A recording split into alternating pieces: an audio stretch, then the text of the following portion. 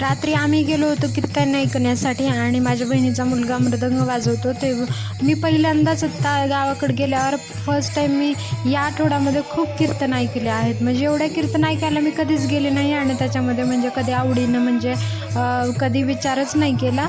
एवढं कीर्तन म्हणजे मला असं वाटायचं खूप बोर असतं वगैरे असं वाटायचं.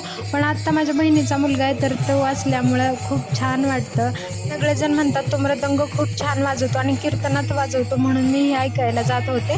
आणि बघा आता कीर्तन सुरू झालं होतं तर आपण बघूया.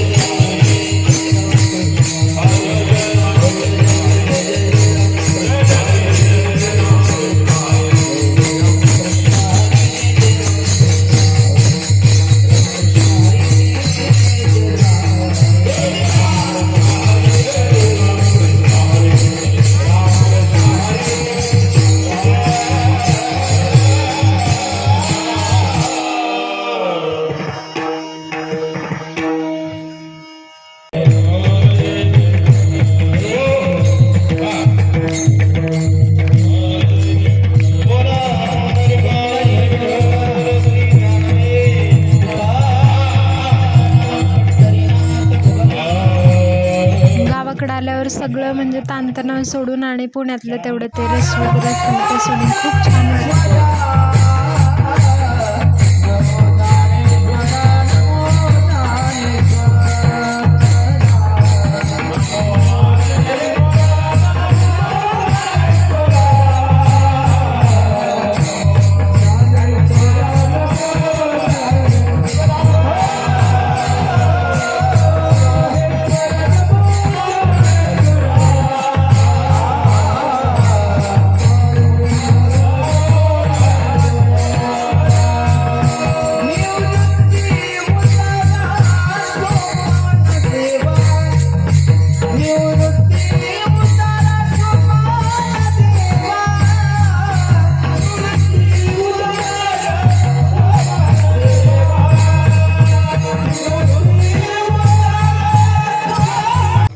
आज आहे कीर्तनाचा लास्ट दिवस आणि म्हणून आम्ही सगळेजण चालू होतो. उद्या आहे मग काल्याचा दिवस. तर उद्याचा दिवस कसा असेल हे मी माझ्या व्हिडिओमध्ये या नक्की दाखवण्याचा प्रयत्न करते. तर आज संध्याकाळी कीर्तन वगैरे ऐकलं, खूप छान ते महाराज होते, मला नाव एवढं नाही माहिती.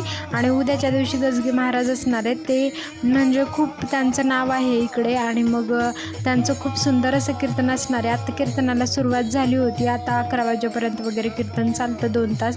या आठवड्यात मी खूप कीर्तन ऐकलं आणि खूप छान वाटलं ऐकून. कारण आपल्या घरातील कोणीतरी असं कोणत्या गोष्टीत असेल ना तर आपल्याला आवडीनं आपण जातो. एवढा कधी आम्ही गेलोच नव्हतो. आणि दुसऱ्या दिवशी बघा महाराजांचं इकडं सुरू झालं होतं, हे काल्याचं कीर्तन आहे, तर आपण ऐकूयात. आज आपल्या 7 दिवसांची जी हरिनाम सप्ताह होता त्याची सांगता होती. कारण त्याला कधीच म्हणजे समाप्ती म्हणत नाहीत, तसं त्यांनी आम्हाला सांगितलं. आणि आज आहे सांगता, तर आज खूप सुंदर कीर्तन असणार आहे, तुम्ही पण नक्की ऐका.